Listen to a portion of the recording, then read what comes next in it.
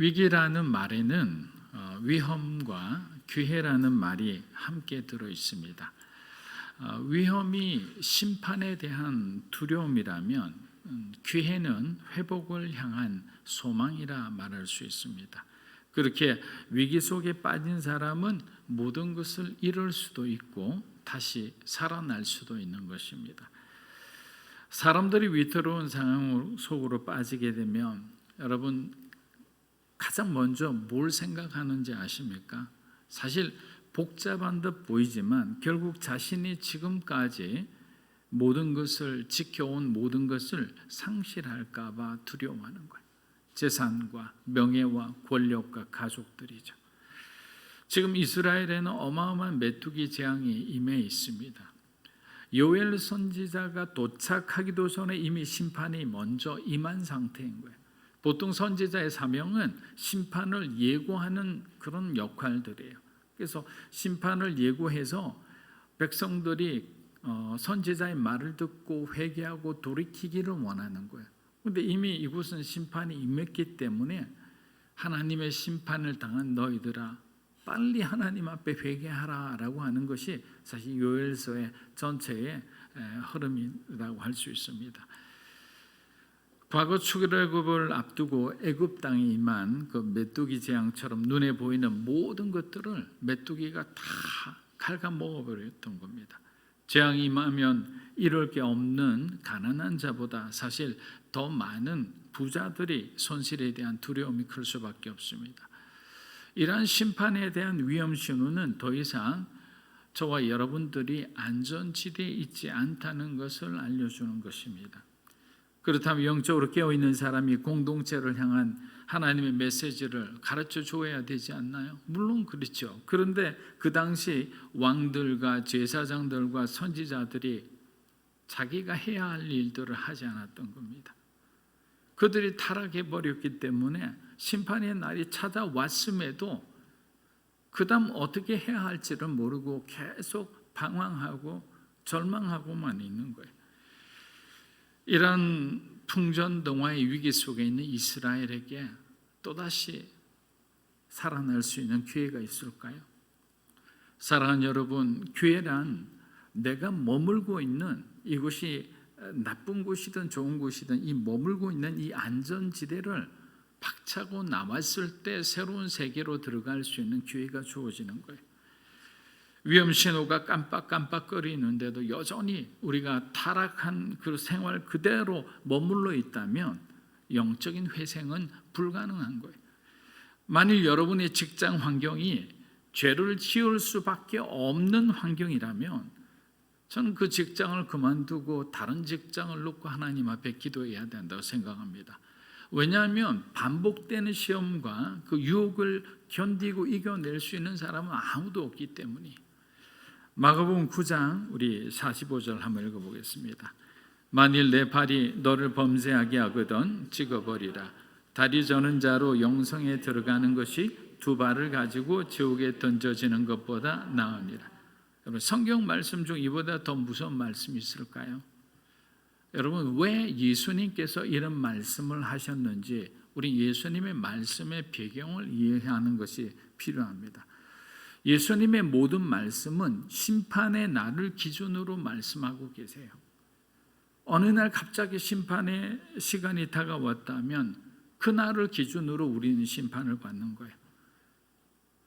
그날까지도 예수를 믿지 않았다면 그 사람은 구원받지 못합니다. 그러나 전날까지 그렇게 흥청망청 방탕하게 살더니 그날 회개하고 예수님을 영접했다면 그 사람은 그날 구원받는 거예요.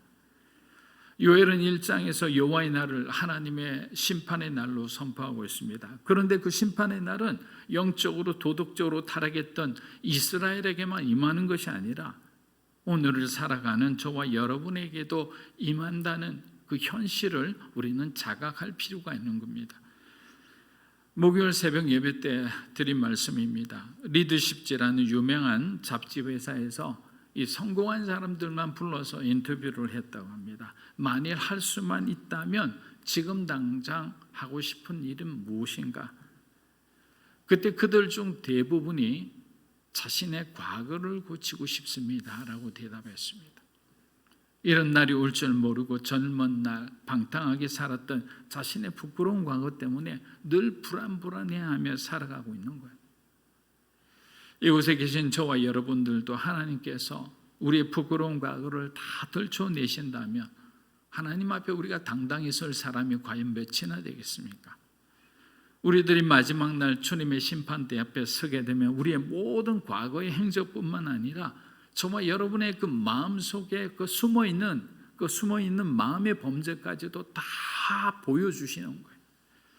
그걸 다 보여주시고 난 뒤에 그 다음에 생명책에 기록이 되어 있는지 안 되어 있는지를 보게 되는 거예요. 우리는 그때 비로소 깨닫게 될 거예요. 하나님, 나는 구원받을 수 없는 죄인입니다. 아마 단 한 명의 예외도 없이 그 모든 필름을 다 보고 난 뒤에 자신의 죄를 그 자리에서 회개하며 주님께 자비와 은혜를 구하게 될 거라 생각합니다. 사랑하는 여러분, 요엘의 시대에 임한 메뚜기 재앙의 재판은 어쩌면 재앙이 아니라 바로 이스라엘에게 회복의 기회를 주는 하나님의 또 다른 손길일 수도 있는 거예요. 왜냐하면 재앙은 모든 백성들로 하여금 애곡하고 탄식하고 하나님을 찾게 합니다.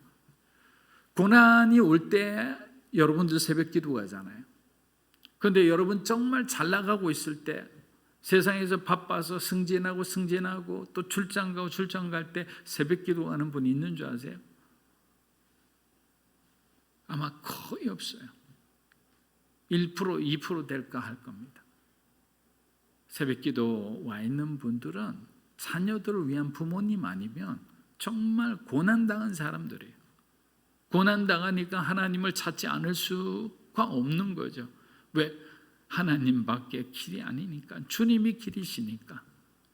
예수님이 이런 붙들고 도와달라고, 살려달라고, 구원해달라고 그렇게 기도하는 겁니다. 만일 여러분의 삶 가운데 어려움이 찾아왔다면 절대적으로 너무 부정적으로만 생각하지 않았으면 좋겠습니다. 왜냐하면 길이 없는 광야에 길을 만드신 분이 누구십니까? 물이 없는 사막에 생수를 내어서 강으로 만드신 분이 바로 저와 여러분이 하나님이시지 않습니까? 그렇게 여호와의 날은 심판의 날인 동시에 믿는 자들에게는 이 단어가 중요한 거예요. 정말 복음을 믿는 자들에게는 바로 구원의 날, 회복의 날이 되는 겁니다. 요엘서 1장 우리 8절에서 10절 한번 읽어보겠습니다. 너희는 처녀가 어렸을 때 약혼한 남자로 말미암아 굵은 배로 동이고 애곡함같이 알지어다. 소재와 전제가 여호와의 성전에서 끊어졌고 여호와께 수종드는 제사장은 슬퍼하도다. 밭이 항무하고 토지가 마르니 곡식이 떨어지며 새 포도주가 말랐고 기름이 다하여도다. 지금까지 노인과 소비자들에게 메뚜기 떼의 피해에 대해 슬퍼하라고 공고했던 선지자가 이번에는 온 백성들에게 슬퍼하라고 선언하고 있습니다. 그렇다면 이스라엘은 얼마나 슬퍼해야 하나님께서 용서해 주실까요? 그 슬퍼함의 강도는 어느 정도가 될까요? 요엘은 이렇게 설명을 합니다. 어렸을 때 약혼한 남자가 결혼을 앞두고 졸지에 죽어 애곡하는 여인처럼 슬퍼하라고 하는 거예요.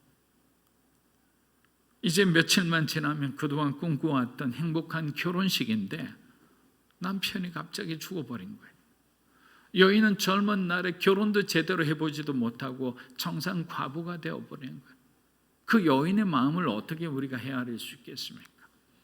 남유다 백성들이 이렇게 애곡할 수밖에 없는 것은 하나님의 심판이 임하자 모든 것이 그냥 신기루처럼 모든 것이 그냥 다 사라져 버렸기 때문에 메뚜기의 피해는 성전에도 영향을 끼쳤습니다. 백성들의 수입이 줄어드니 성전에 바쳐지는 제물의 양도 당연히 영향을 받았습니다. 메뚜기 떼로 인해서 밀밭과 보리밭과 이 포도밭이 황폐화되니까 하나님 앞에 소재와 전제를 드리지 못하는 상황까지 발생하게 된 거예요. 여러분, 소재는 곡식으로 드리는 제사고 전제는 포도주와 독조를 이 제물에다가 이렇게 부어서 드리는 제사인데 신정 국가인 이 이스라엘의 성전의 예배가 중단되는 말도 안 되는 초유의 상황이 이르는 거예요. 사랑하는 성도 여러분, 저는 여기서 하나님께서 그들의 위선적인 예배를 받지 않기 위해서 포도밭과 밀밭은 상하게 하신 것은 아닐까란 그런 생각도 해보았습니다. 예레미야서 우리 14장 11절에서 12절입니다. 여호와께서 내게 이르시되 너는 이 백성을 위하여 복을 구하지 말라. 그들이 금식할지라도 내가 그 부르짖음을 듣지 아니하겠고 번제와 소제를 드릴지라도 내가 그것을 받지 아니할 뿐 아니라 칼과 기근과 전염병으로 내가 그들을 멸하리라. 하나님은 받지 않으신다는 거예요. 그러니까 우리가 그 선을 넘으면 안 되는 거예요.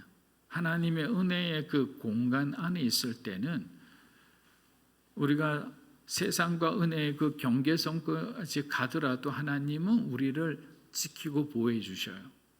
왜냐하면 우리가 in Christ니까, 그리스도 안에 있으니까. 근데 저와 여러분이 그리스도 밖에 나가는 순간부터는 하나님 우리를 지키고 싶어도 지켜주지 못하시는 거예요. 마찬가지입니다. 선을 넘으니까 이제는 하나님이 그들에게 받을 그런 대상이 안 되는 거예요. 아무리 해도 하나님하고는 별개의 사람들이 되어버리는 거예요. 이게 굉장히 무서운 거예요. 그래서 바울 사도는 항상 그 전치사를 주로 사용해서 예수 그리스도와 우리의 관계를 이야기했죠. In Christ, with Christ, through Christ. 이게 이제 바울 신학의 핵심들이에요. 그리스도 안에서 그리스도와 함께 그리스도를 통하여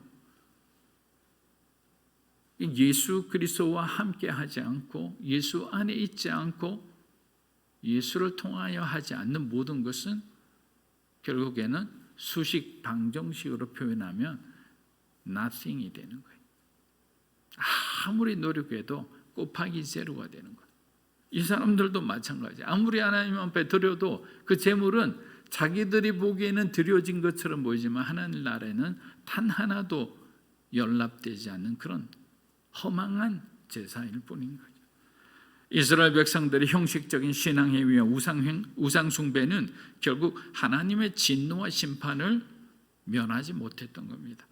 하나님께서는 가인의 제사를 받지 않으신 것처럼 현대인들의 이기적이며 가식적인 제사도 받지 않으시는 거예요. 여러분 한번 생각해 보십시오. 만일 하나님께서 성전의 기능은 보존시키고자 하셨다면 우리 하나님께서 최소한의 포도밭과 양식을 남겨두지 않으셨겠습니까? 우리 이사야 신학의 핵심이 뭡니까? 남은 자 신학이잖아요. 하나님께서는 남겨두는데 일가견이 있으신 분이에요. 다 죽이지 않아요. 우리를 넘어뜨리더라도 살아날 수 있는 그 정도까지만 우리를 무너뜨리고 우리가 죄와 결별하고 완전한 하나님의 백성이 되도록 그렇게 해주시는데 하나도 남겨놓은 게 없어요. 그만큼 이스라엘의 영적 상태가 최악이었다는 거죠. 하나님께서는 유대 땅에 포도주 한 잔, 곡식 한 돌 없게 만들어버린 겁니다. 이처럼 여호와의 날의 심판은 무서운 것이죠. 사랑하는 여러분, 하나님의 징계 가운데 있는 사람들은 자신이 지은 죄에 대해 처절한 이 슬픔을 동반한 회개가 있어야 하는 거예요. 세상은 우리를 파멸에 이르게 하기 위해서 징계를 하지만 하나님의 징계는 우리의 회복을 위한 심판이기 때문입니다. 성경의 역사를 보면 이를 잘 이해할 수 있습니다. 하나님께서 인간을 창조하셨을 때 자연 만물과 하나가 되심을 보고 뭐라고 말씀하셨어요? 심히 좋았더라 그랬습니다. 얼마나 좋으셨으면 심히 좋았더라라는 표현을 이런 감탄사를 다 쓰셨겠습니까? 그런데 에덴의 불순종은 하나님 앞에 죄가 되어 아담과 하와는 쫓겨나게 됩니다. 이것이 인간의 타락입니다. 창조된 지 얼마 되지 않은 인간이 타락함으로 세상에 마치 코로나처럼 죄가 관영하게 되었습니다. 하나님이 이 죄를 그냥 그대로 두고 볼 수 없는 공의로우신 하나님이라 결국 노아의 홍수를 통해 저주받은 인간의 땅을 심판하고 마는 거죠. 그래서 노아의 홍수 결과로 인해서 사람은 더 살기 힘들어진 거예요. 사람의 수명이 200세, 300세 밑으로 쭉 떨어집니다. 그동안 채식하던 동물들이 육식을 하기 시작합니다. 그리고 사계절이 항상 온화한 기후로 보존되던 것들이 이제는 하늘의 샘이 터뜨리고 난 뒤부터는 추위와 더위가 생기게 된 거예요. 결국 이게 인간의 죄의 대가들이에요. 점점 우리가 죄를 지을수록 우리의 삶이 더 살기 어려운 환경으로 몰려간다는 것을 우리가 기억해야 되는 거예요. 더 편안한 환경은 맨 마지막에 마지막 하이라이트가 있습니다. 평안하게 세상에서 누리다가 살아가는 그 아기는 죽어서 그렇게 얼마나 허망하게 지옥으로 떨어지는지를 모르잖아요. 그러나 하나님의 사랑은 죄인된 인간을 그대로 두시지 않으셨습니다. 바로 우리들을 구원하기 위해서 독생자 예수 그리스도를 이 땅에 보내주신 것이, 예수 그리스도의 십자가의 죽음을 통해 모든 인류의 죄를 단번에 용서해 주신 거예요. 첫 아담이 범죄했으나 두 번째 아담인 예수님께서 첫 아담의 이 죄와 그로 인한 모든 원죄를 갖고 태어나는 모든 인류의 죄를 다 용서해 주신 거예요. 결국 하나님 스스로가 인간에게 회복의 길, 구원의 길을 예수 그리스도를 통해 활짝 열어주신 거예요. 사랑하는 여러분, 하나님의 음성에 민감하시기를 주의 이름으로 축복합니다. 하나님의 말씀에 충실하시기를 축복합니다. 우리에게 베풀어 주신 그 은혜를 우리가 잊어서는 안 되기 때문입니다. 요엘서 1장 11에서 12절입니다. 농부들아 너희는 부끄러워할지어다. 포도원을 가꾸는 자들아 곡할지어다. 이는 밀과 보리 때문이라. 밭의 소산이 다 없어졌음이로다. 포도나무가 시들었고 무화과 나무가 말랐으며 석류나무와 대추나무와 사과나무와 밭의 모든 나무가 다 시들었으니 그러므로 사람의 즐거움이 말랐도다. 여러분, 고대 시대에는 여인에게 자식이 없는 것을 수치로 여긴 것처럼 농부에게 수확이 없는 것을 수치로 여겼어요. 수확이 없다면 그 사람은 하나님 앞에 뭔가 잘못했다, 이런 식의 사고방식, 세계관이 있었기 때문입니다. 하나님께서 보리와 밀을 손대셨다는 것은 이스라엘의 주식을 끊었다는 거예요. 하나님 앞에 죄를 지은 자들이 회개하지 않을 때는 그들의 삶의 가장 기본적인 것부터 하나님께서 손대기 시작하여 그들이 자랑하던 그 부와 풍요의 상징이었던 그 살구나무, 석류나무, 포도나무, 이거 다 없앤 거예요. 당시에는 그런 나무를 갖고 있으면 그 부유의 상징이었어요. 예전에 저희들 초등학교 1, 2학년 때 소풍 갈 때 누가 바나나 하나 사오면 그 바나나 자체가 부의 상징이었어요. 수입이 안 될 때였거든요. 그것처럼 이런 나무 하나, 과수원 하나 갖고 있으면 그냥 그 동네에서 유지가 되는 거예요. 근데 하나님은 메뚜기 떼를 내서 하나도 남김없이 다 보냈습니다. 영원히 망하지 않을 것 같은 기업을 운영하는 사람도 하나님께서 손대시는 순간 그의 인생은 바람처럼 날아가 버리는 거예요. 인생은 무상한 겁니다. 농부들과 같은 생산자들이 자랑하던 모든 것들도 여호와의 심판이 임하자 모두 사라지고 만 절망적인 상태가 바로 요엘 선지자가 활동하던 그 이스라엘의 모습이었던 겁니다. 요엘서 1장 우리 13절에서 14절입니다. 제사장들아 너희는 굵은 배로 동이고 슬피 울지어다. 제단에 수종도는 자들아 너희는 울지어다. 내 하나님께 수종도는 자들아 너희는 굵은 배 밤이 새도록 누울지어다. 이는 소제와 전제를 너희 하나님의 성전에 드리지 못함이로다. 너희는 금식일을 정하고 성회를 소집하여 장로들과 이 땅의 모든 주민들을 너희 하나님 여호와의 성전으로 모으고 여호와께 부르짖을지어다. 자, 이제는 요엘 선지자가 누구를 향해 목소리를 높이느냐면 바로 제사장들을 향해 목소리를 지금 높이고 있습니다. 당시 이스라엘의 3대 리더십은 왕과 제사장과 선지자였습니다. 이 중 가장 성경에 먼저 등장한 직임은 선지자였습니다. 우리가 잘 아는 아브라함도 모세도 사무엘도 다 선지자였어요. 선지자의 역할은 하나님의 말씀을 대언하는 역할이죠. 그리고 사사시대를 끝내고 이스라엘이 건국되면서 왕이 등장합니다. 초대 왕인 사울 왕부터 바벨론의 포로로 잡혀가기까지 무려 500년간 왕정 시대를 보내게 됩니다. 그러나 하나님의 마음에 합한 왕은 오직 다윗밖에 없었습니다.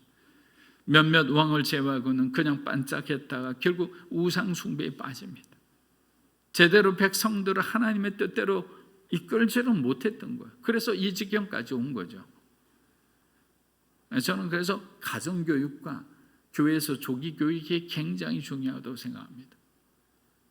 우리 썬데이 스쿨, 이 주일학교를 통해서 정말 철저하게 성경적인 교육을 시켜서 이 아이들이 나중에 자랐을 때 기초가 튼튼하지 않으면 제일 먼저 하나님 얘기가 먼저 그 아이의 기억 속에 깔려 있어야지, 세상에 어떤 것이 깔려있다 하나님 얘기가 깔리면 흔들거리면 어떻게 됩니까? 하나님 얘기가 나오지 않고 세상 얘기가 그 아이의 생각을 지배할 수밖에 없거든요. 그러나 하나님 얘기가 먼저 이렇게 그 아이 가운데 있는, 이게 이식되어 있는 그런 상태라면 고난이 올 때 결국 제일 먼저 들었던 그 주님의 말씀이 그 아이로 인해서, 그 청년으로 인해서 청년에게 세상을 이길 수 있는 힘을 주는 거예요. 절대로 타협하지 않고 올곧은 길을 걸어갈 수 있는 능력을 주시는 거예요. 그런데 이런 어떤 예배가 무너진 데다가 모든 게 다 제대로 기능을 발휘하지 못하고 있었기 때문에 이것이 바로 지도자들의 문제라는 거죠. 왕이 타락했죠. 선지자가 아무리 외쳐도 그냥 동문서답만 하고 있는 겁니다. 지금까지 성전이 존재하는 한 단 한 번도 소재와 전제가 끊어진 적이 없는데 이런 일이 일어났다는 것은 제사장 한두 사람의 수치가 아니라 이스라엘 공동체의 수치로 받아들여야 한다라는 거예요. 너희 누구 한 사람의 죄로 너희가 생각하지 마라. 너희 모두의 죄다 이라는 거예요. 요엘은 영성을 상실한 제사장들에게 실질적인 조언을 해줍니다. 뭐라고 얘기하는지 한번 들어보겠습니다. 너희는 먼저 금식일을 선포하라 이랬는데 이 금식일의 날은 뭐냐?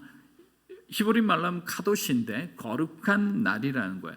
거룩한 날을 정해서 그날 성회를 소집해라. 여호와의 성회를 소집하면 많은 사람들이 참여를 해야 돼요. 하나님께 속한 백성들에 무조건 모여야 돼요. 10,000명이고 20,000명이고. 근데 그 성회가 어디에 열리냐? 여호와의 성전 앞으로 오라는 거예요. 여러분, 이것을 조금 더 우리가 확대해서 해석을 하면 이런 식으로 표현할 수가 있어요. 지금으로 말하면 세상 앞에 가 있는 사람들을 하나님 앞으로 되돌리려고 하는 거예요. 성전에서 예배를 회복시키기 위함이에요. 공동체적으로 가정도 회복되어야 되지만 그 사람의 개인도 회복되어야 되잖아요. 보는 것과 듣는 것이 오염되어 있으면 어떻게 우리가 믿음을 가질 수가 있겠어요? 부정적인 것들은 부정적인 생각에 빠지는 거예요. 그런데 말씀의 소리를 듣고 찬양을 듣고 음미하고 읊조리고 하나님 앞에 기도로 늘 여러분의 어떤 소망을 기도함으로 선포하고 선언한다고 생각해 보세요. 하나님이 들어주시지 않겠습니까? 모든 장로들과 모든 이 땅의 주민들을 여호와의 성전 앞으로 모이게 하여 함께 여호와께 눈물로 부르짖으라고 강력히 권고하고 있는 것입니다. 말 그대로 이스라엘 공동체가 하나님 앞에 회개를 하라는 것입니다. 이스라엘이 악한 왕을 두고 있을 때도 형식적인 예배는 그냥 어떻게 드려지고 있었는데 요엘의 시대는 이러한 형식마저도 사라졌다는 거예요. 완전히 예배가 흔적도 없이 무너진 거죠. 제사장들은 왕과 백성들의 죄를 알고도 묵인했습니다. 심지어 레위인들의 부정과 타락을 보고도 가만히 있었어요. 그 결과 나라의 도덕과 윤리는 땅에 떨어지고 하나님을 향한 예배는 완전히 무너지게 된 겁니다. 이렇듯 예배가 무너지니까 심판이 찾아올 수밖에 없어요. 사랑하는 여러분, 여러분의 삶에 이 예배가 무너지면 굉장히 위험한 신호가, 위험한 일이 생긴다는 그런 경각심을 가져야 돼요. 이 자리에 앉아 있는 것이 예배를 지키는 게 아니에요. 정말 신령과 진정으로 예수 그리스도를 만나고 돌아가셔야만 여러분들이 예배를 지키는 거예요. 그냥 앉아있다가 돌아가면 그건 형식적인 예배예요. 그건 이스라엘 백성들이 타락했을 때 하나님 앞에 드렸던 예배 스타일이에요. 그러면 진정한 하나님 받으시는 예배가, 아벨의 예배는 어떤 예배냐? 온 마음을 다해서, 정성을 다해서, 힘을 다해서 하나님을 사랑하는 예배예요. 예수 그리스도의 그 죽음에 대한 감사하는 예배예요. 그럼 감사해서 이제는 세상 나가서 받은 은혜를 나누며 살겠습니다라는 그런 마음으로 살아야죠. 은혜는 잔뜩 받았는데 출근은 요만큼 있다고 생각해 보세요. 병들지 않겠습니까? 여러분 아무리 많이 먹어가서 변비 걸리거나 여러분들이 그것을 다 소화해내지 못하면 어떻게 됩니까? 병 걸리잖아요. 또 약을 먹어야 되잖아요. 마찬가지입니다. 받은 은혜가 많으면 은혜만큼 더 많이 쏟아내세요. 그러면 하나님은 그보다 정말 갑절의 기름 부음을 더 축복을 여러분에게 허락해 주실 거예요. 알면서도 잘 안 되지만 우리는 계속 진리 가운데 더 가까이 가야 하는 거예요. 사랑하는 여러분, 여호와의 날은 하나님의 심판의 날입니다. 그동안 우리가 마음대로 살았던 결과에 대한 심판의 시간입니다. 그 심판의 날을 피할 수 있는 사람이 이 세상 누구도 없습니다. 그렇게 왜 우리 인생에 메뚜기 떼와 같은 어려움이 찾아왔는지 우리는 우리 자신을 찬찬히 되돌아보아야 하는 것입니다. 그리고 나의 부인할 수 없는 그 잘못들과 죄에 대해 하나님 앞에 정직하게 회개하면 되는 겁니다. 여러분 마음속으로 회개했더라도 오늘 이 말씀을 듣고 난 뒤 여러분 집으로 가서 혼자 하나님과 독대하는 시간을 통해서 한번 고백해 보세요. 달라질 거예요. 하나님 죄송합니다. 지난날에 이렇게 했습니다. 그냥 퉁치듯 기도하지 마시고요. 기억나는 대로 하나하나 고백하면서 하나님 지난번에 제가 이런 생각을 하고 이런 행동을 했고 사람들을 그동안 본의 아니게 많이 속여왔고 내 감정대로 행동했고 이런 것들을 여러분들이 하나하나 다 고백을 해보세요. 성령 하나님이 여러분을 어떻게 대해주시는지. 기독교는 체험의 종교입니다. 하나님께서 잘 살고 있는 우리를 왜 압박하시겠어요? 그 이유가 뭘까요? 더 이상 가다가는 추락하기 때문에, 더 이상 이대로 가다가는 회복이 불능이기 때문에 하나님께서 우리에게 마지막 기회를 주신 것인데 그 기회마저 잃어버린다면 우리의 삶은 어둠만이 기다리고 있을 뿐입니다. 우리 마지막으로 요엘서 1장 15절 읽겠습니다. 슬프다 그날이여 여호와의 날이 가까웠나니 곧 멸망같이. 요엘은 메뚜기 재앙은 앞으로 다가올 여호와의 날의 전조에 불과하다 합니다. 얼마나 무섭습니까? 지금 이 메뚜기 재앙만 해도 견디기 힘드는데 앞으로 다가올 여호와의 날에 하나의 어떤 재앙이 아닌 심판의 한 모습이라고 그러니까 이 여호와의 날은 하나님께서 역사의 어느 한순간에 극적으로 우리 인생 가운데 개입하시는 순간이에요. 그리고 하나님께서 개입하는 목적에 따라 멸망의 심판이 될 수도 있고 구원의 날이 될 수도 있는 겁니다. 예수님의 재림은 여호와의 날의 두 가지 속성을 동시에 갖고 있습니다. 이곳에 계신 믿는 자들에게는 어떤 상황이 될까요? 더할 나위 없는 기쁨의 시간이죠. 구원의 시간이죠. 지금까지 여러분들이 믿음을 견지하고 이겨냈던 그 모든 것들이 하나님께 보상받는 시간이죠. 우리가 상상할 수도 없었던 그 놀라운 천국으로 우리들이 들려 올라가는 시간들이. 그런데 그렇게 여러분들이 전도해도 예수 믿으라고 권해도 믿지 않았던 여러분의 가족들, 여러분의 친지들, 아는 지인들, 그 사람들은 그날이 가장 두렵고 떨리는 무서운 심판의 날이 되는 거예요.